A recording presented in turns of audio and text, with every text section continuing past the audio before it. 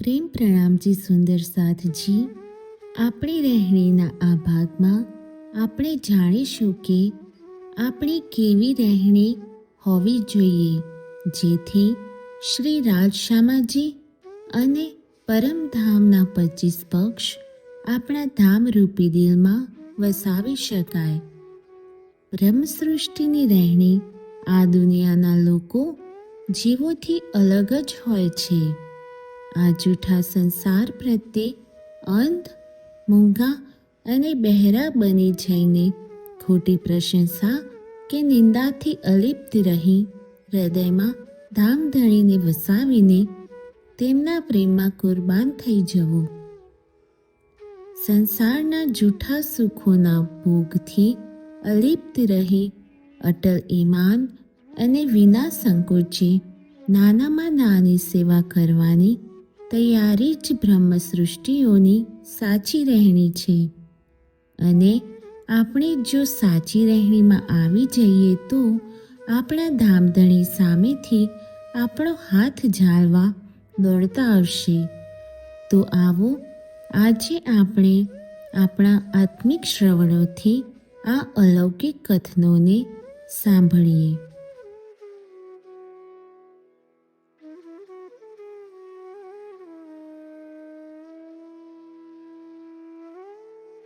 પ્રથમ કિરણ ભાગ 3. બ્રહ્મ સૃષ્ટિઓની રહેણી આ દુનિયાના લોકોથી અલગ જ હોય છે, કેમ કે જ્યાં દુનિયાના જીવોની ઉત્પત્તિ અંધારા નિરાકારથી થાય છે, ત્યાં પરમધામની આત્માઓ સાક્ષાત પૂર્ણ બ્રહ્મના નૂરમય તન હોય છે. अपनी जुदाई दुनी से किया चाहिए जहूर, दो एक राह क्यों चले वह अंधेरी एह नूर. छोटा कयामतनामा प्रकरण 1 ચોપાઈ 112. દામધણી શ્રી પ્રાણનાથજીએ પોતાની વાણીમાં આપણને સાવચેત કર્યા છે કે આ દુનિયા પ્રત્યે તમે આંધળા, મૂંગા અને બહેરા બની જાઓ. એટલે કે જો કોઈ કંઈ પણ કરી રહી છે તો તેની તરફ ધ્યાન ન આપો. જો કોઈ તમારી પ્રશંસા કે નિંદા પણ કરે છે તો તમે એક પણ શબ્દ ન બોલો અને કોઈ પણની નિંદા કે પોતાની પ્રશંસા સાંભળીને ખુશ ન થાઓ, પરંતુ આપણા હૃદયમાં મૂળ સ્વરૂપ શ્રી રાજશ્યામાજી તથા 25 પક્ષો વસાવીને ધણીના પ્રેમમાં કુરબાન થઈ જાઓ.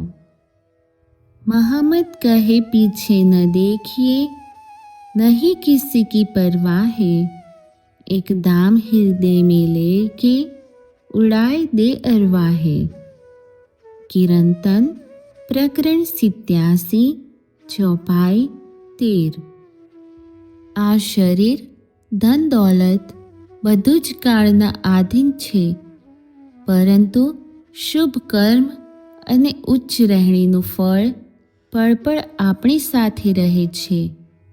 મોટા મોટા ધર્માત્મા મહાપુરુષોના શરીર તો નષ્ટ થઈ ગયા છે, પરંતુ તેઓની ઉજ્જવળ રહેણીના કારણે જ આખો સંસાર તેઓને યાદ કરે છે.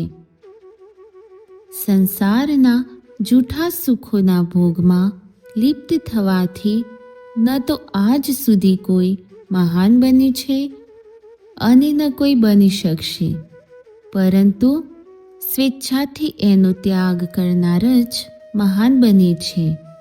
શેઠ લક્ષ્મણદાસને જો મહામતીની શોભા મળી તો એમના સર્વસ્વ ત્યાગ, અટલ ઈમાન અને સચ્ચાઈના કારણે. આ જ ગુણોએ છત્રસાલજીને મહારાજા છત્રસાલ અને અમીરુલ મોમિનને પણ શોભા અપાવી.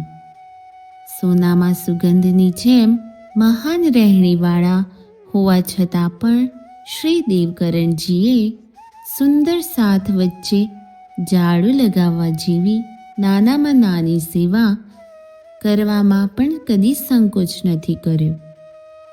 આ છે બ્રહ્મ સૃષ્ટિઓની રહેણી, જેના પર દુનિયાના જીવ સારી રીતે ચાલી નથી શકતા.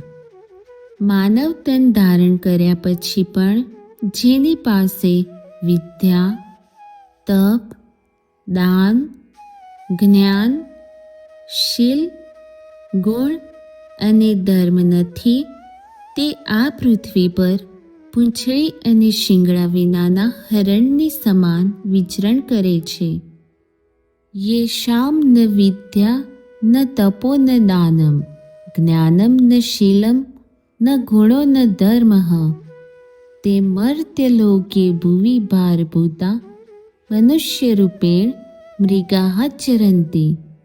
રહેણી વિના કોઈ પણ માનવ સ્વયંને ઉપર ઉઠાવી જ નથી શકતો.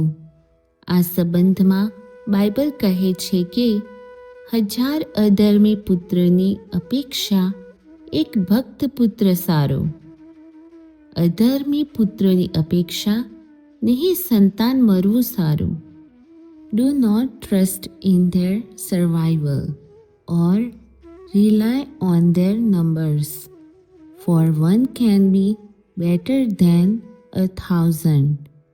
To die childless is better than to have ungodly children. તેથી રહેણીના વિના આપણી આધ્યાત્મિક મંજિલ અધૂરી જ રહી જશે. આ પ્રથમ કિરણ સંપૂર્ણ થયો. પ્રેમ પ્રણામજી.